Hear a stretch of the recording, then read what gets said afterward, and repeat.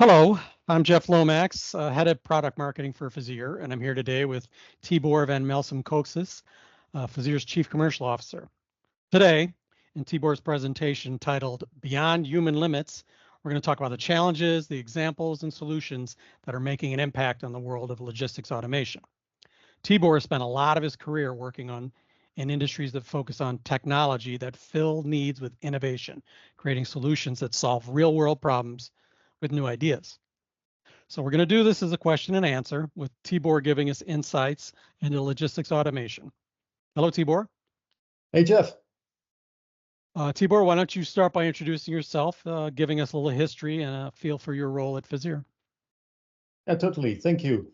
Well, just very briefly, 25 years of experience, a lot of that in supply chain and manufacturing. Last 10 years as a founder and CEO of a software company, also in supply chain and manufacturing, and always been very passionate about the whole concept of digital transformation and scaling companies that have invented some really cool stuff. So that's what I love to do.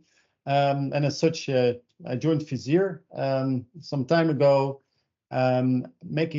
making sure that we can make a dent in the universe by just applying computer vision to logistics automation. And it looks really cool and it is super exciting. Excellent. All right. Let's jump right into it then. We're facing now this brave new world, right, in a sense in which old challenges and new challenges are creating demand for logistics automation and other types of automation. So there are probably a number of these challenges and trends that are impacting this. Can you really tell us which of these trends are real and give us some background on some of the drivers of those trends? Yeah, yes, absolutely. And maybe I'll start a little bit away from robotics and robotics automation, give you a few examples and hence also the title that we jointly put together.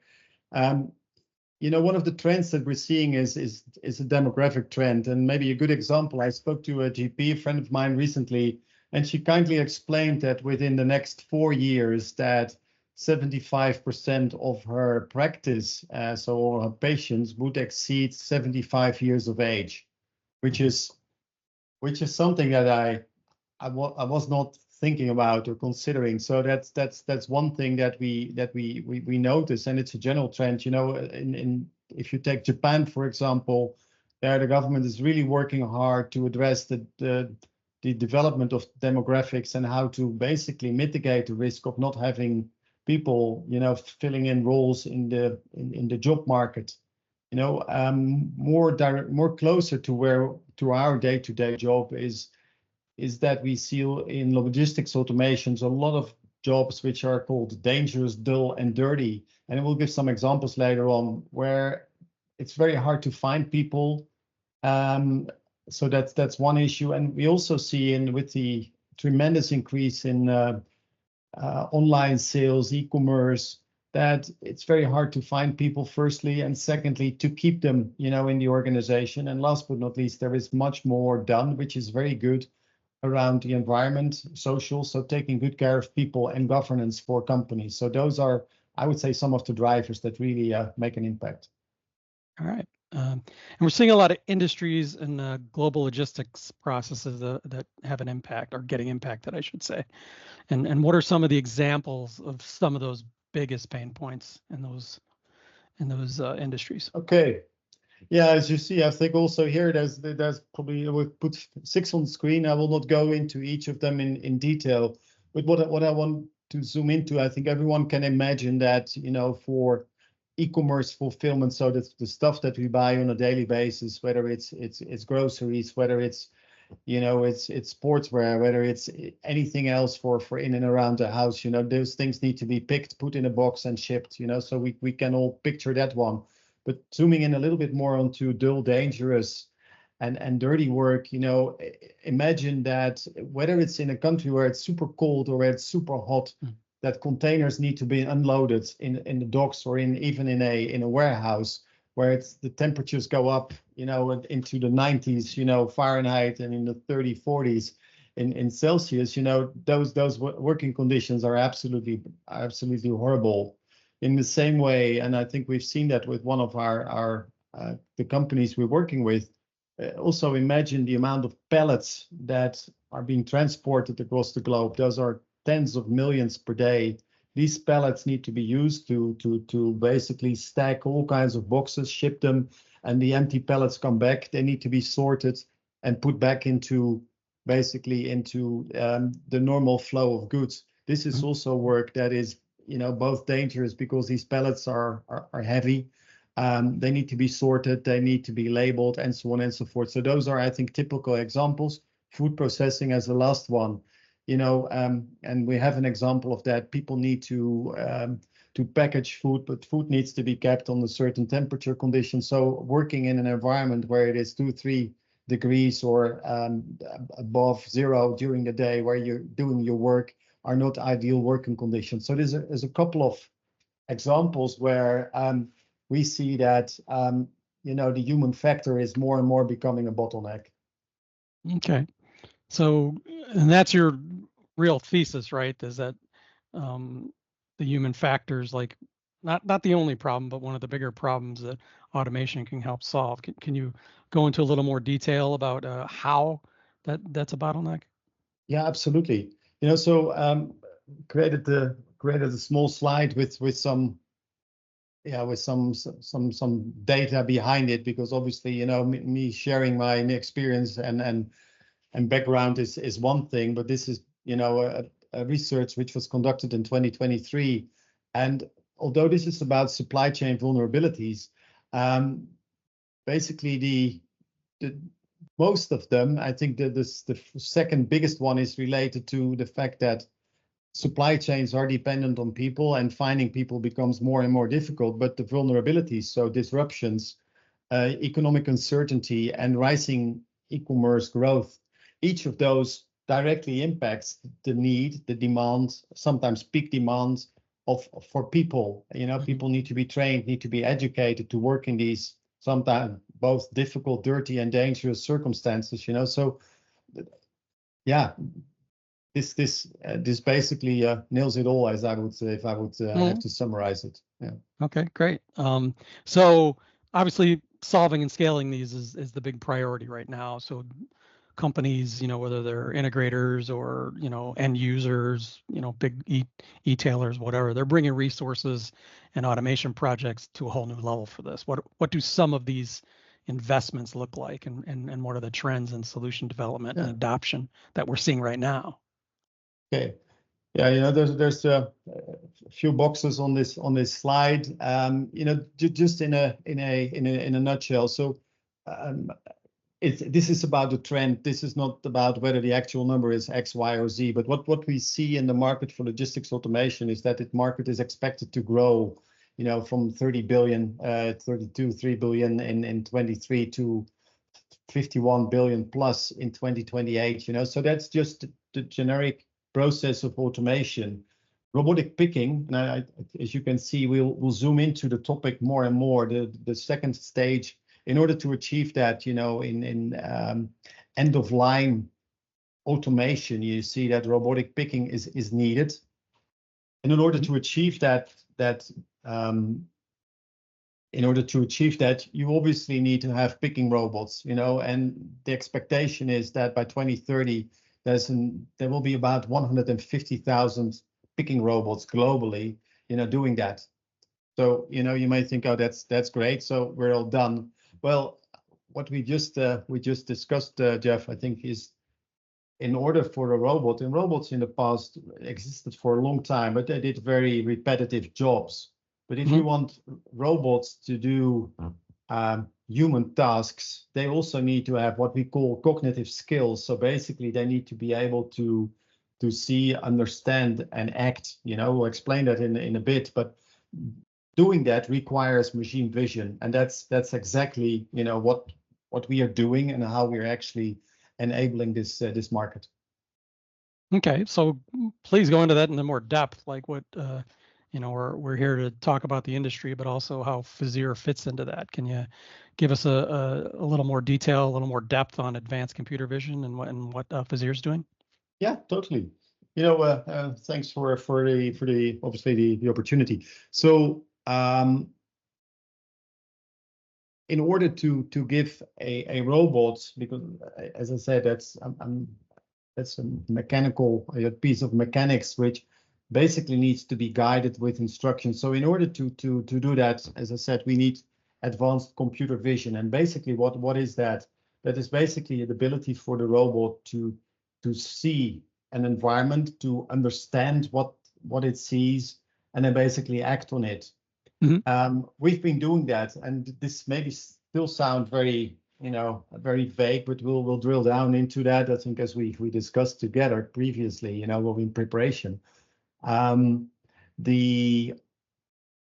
We have been solving for almost a decade, these very complex challenges, and we're at the point that this is almost out of the box, which obviously means that we need and we make use of things like AI and neural networks.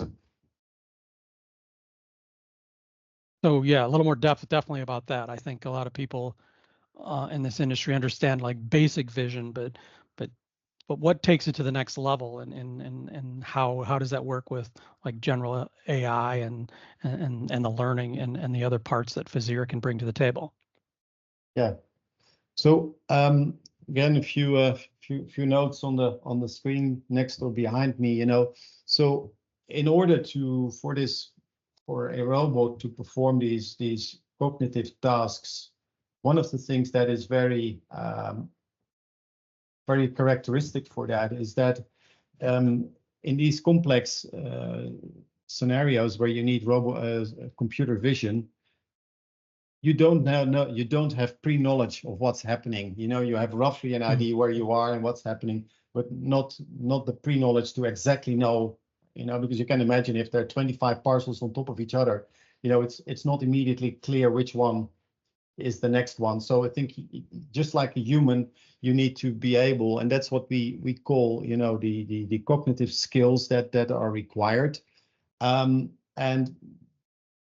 by building software, and we use indeed artificial intelligence for that, and a subset of that is a neural network. And just in simple words, the neural network actually mimics how your brain and my brain works if we look at something, So if we pick up a bottle, we know since we have been 2 or 3 years old how to do that.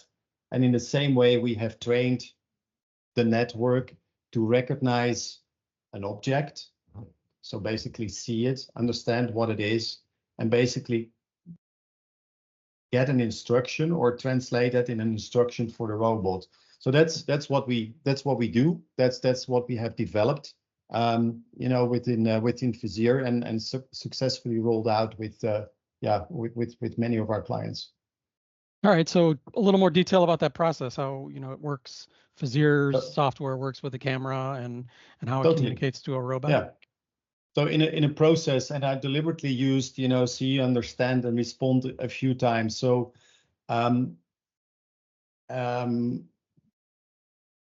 from top to bottom, and it is almost a funnel. First of all, the data acquisition, and we call that the phase of seeing, and that's what we do through a camera.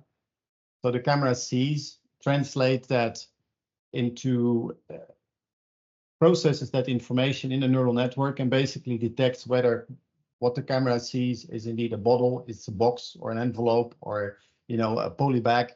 The next thing from seeing to understanding, and then knowing that object, so take for example the parcel, needs to be picked and needs to be placed, for example, in an order carton.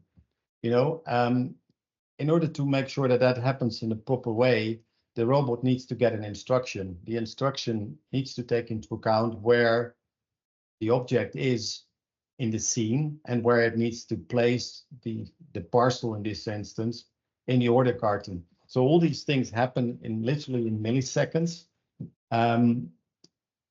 Our vision, so computer vision, will give that instruction to the robot before the robot makes a decision which of the options it chooses, and then ultimately performs the action of, in this case, putting the parcel into the order carton. Okay. And you've brought us some real world examples, some use cases of this that you can share, right? So if you could take us through some of those now, that'd be great. I will. Oh, hang on. Again, this is a practical example, Jeff, of what we just described as a process. So on the left-hand side or the top midsection, I say you see two what we call examples of a scene. The top left-hand corner is a scene with poly bags, plastic bags. I can assure you, for my human eyes, it's difficult to immediately detect how many polybags there are. The box is slightly easier, although there is a little bit of confusion possible as well, because instead of 6, you could argue there's even 24 boxes. So the process of the cognitive skills, which we mentioned several times, of seeing, understanding, and taking an action, basically happens in milliseconds. So the picture on the left-hand side shows the polybags, and on the right-hand side shows what the computers, or basically what the software sees before it gives an instruction to the robot. In this instance, the robot will get the instruction to pick the yellow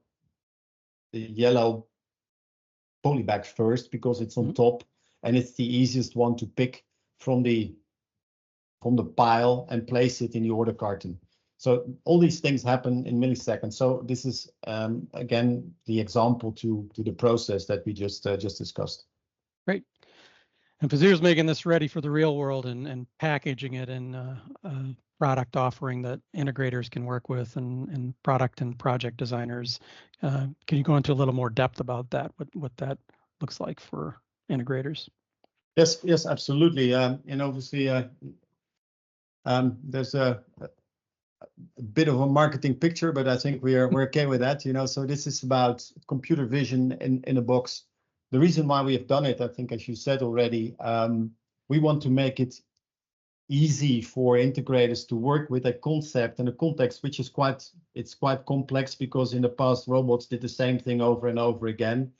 And now we basically have developed and evolved to the situation that a robot will basically have cognitive skills to perform human tasks. So what we have tried to do is to take as much complexity out of that process as possible, which means that we helped by selecting the right camera, by making sure that all these setups, the pre-configurations, and all these things that matter to make it perform, in the same way like a human performs, to make that happen in the best possible way. So we call that, vision in a box, and literally it is in a box with the training and all that that comes with it. Great. Yep, that's the Vision Pack world, and that's that's where we're like ready for, and I'll feed you into the next part here, where some of the use cases where we have Vision Packs working in the real world. Why don't you take us through those illustrations? Yeah, sure. So each of the use cases I will quickly, run through. I think the first one is with one of our early stage, partners and integrators, AWL. I think they've developed what they call Rosie. That's actually a robotic application using our vision for simulation. So that's basically taking parcels, items, polybags out of a large pile of parcels on a conveyor belt. So that's one use case that is super important, just to make sure that the inflow of goods happens in the right way. So this is another one which we've done together with our partner Movu. This is an example of a picking station. So imagine on the top left-hand corner the 3D visual. In certain situations, in the past, people would be doing this job. However, right now, these companies find hybrid models because there's either a shortage of people, and B, sometimes they need to be able to run these processes 24/7. So the big advantages here is the robot is faster and has a larger reach, which has a big impact in terms of how the layout is developed of a warehouse, for example. Other example, and this is one of the dirty, dangerous, and dull examples, is trailer unloading.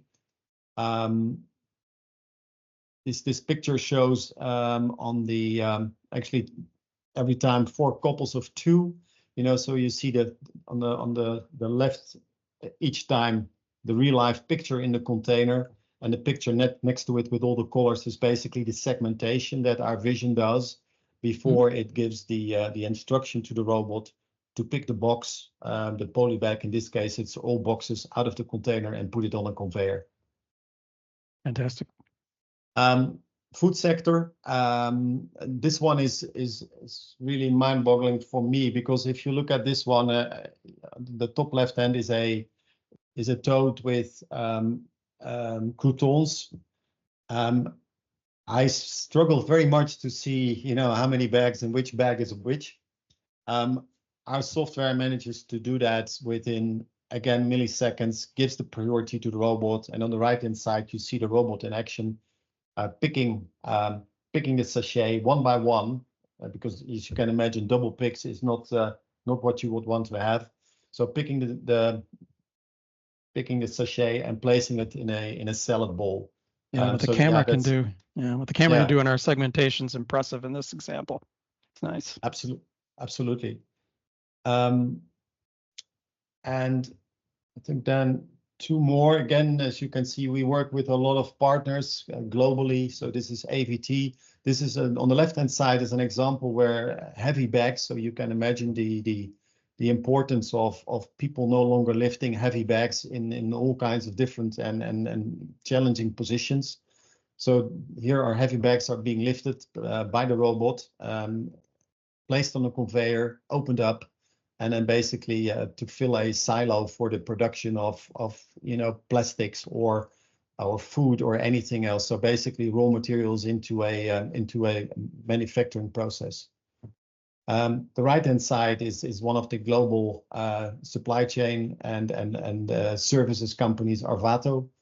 The interesting thing, besides the fact that they're using the robot for putting items on a conveyor and depalletizing, is that they've gone through the process where the robot is no longer seen as threatening to the people and the labor force, but actually really seen as one of the colleagues that does the difficult, dull and dangerous work, where people have really been trained to take the more complex tasks on and help to optimize the operations further. All right. So those are great examples, and obviously you circled back to our concept here. We're going beyond human limits, what we can do with automation, and those all show the Fizyr vision component really well and the full solution and how they integrate. Do you have a more recent example you could show us where the solution is addressing labor challenges and discusses that into these, really attacking these dull, dirty, and dangerous tasks?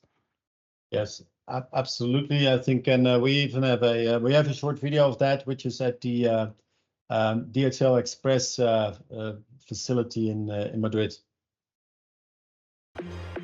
The brain behind the robot is vision software driven by AI that enables to identify the shape and the position of the parcels and give then the instruction to the robot arm to pick one by one the parcels out of the pile and place them on the takeaway conveyor. The robot can achieve a cycle of over 1,500 parcels per hour at 99% accuracy. This also removes the risk of repetitive movement injuries to DHL's employees. Wow, that's really a good testimonial there. Thanks, Tibor. All this is very impressive. We're definitely seeing change in the industries, not just logistics, but other areas that require advanced vision. And I think I think everybody's aware of this. We're at the beginning of a revolution here, a time when we can get the best from these machines in order to improve human lives and labor situation. And the automation space, it really seems like poised and ready to go. Do you have any closing remarks, any summary for us that could help tie it all together? Well, yeah, definitely. I think what we've jointly discussed, and it was great fun, is just indeed, that automation has reached the point that it is able to fulfill human tasks, having the cognitive skills through computer vision, not just making sure that companies can deliver and perform at full capacity, but also making sure that we take good care of people, that they don't have to do these dual and dangerous jobs anymore. That's for sure. The other maybe a last point I think in this whole process, and we're working on this as well, is that with these possibilities of making robots perform human tasks, not just for 8 hours, but for 24 hours a day, not making mistakes, not having the risk of needing to train people, there is a need that as an industry, we also start to look at the business case for robotic automation in a slightly different way, because besides the financial element of the robotics automation and the investment and the return, obviously, there's also these elements which I just mentioned, training, education, making work safer for people, allowing companies also to comply better with ESG regulations. So I think that is an important point that as an industry we need to take a closer look at. Okay, well, this moves us to our last slide, kind of the thank you slide. And thank you, everybody. This really concludes our Q&A with Tibor. If you have any questions, feel free to reach out to me, Jeff Lomax, or Tibor directly. Our emails are on the screen, or you can contact us at info@fizyr.com. And thank you, everyone, for listening, and I hope to see you soon in another Fizyr question and answer session. Thank you. Thank you.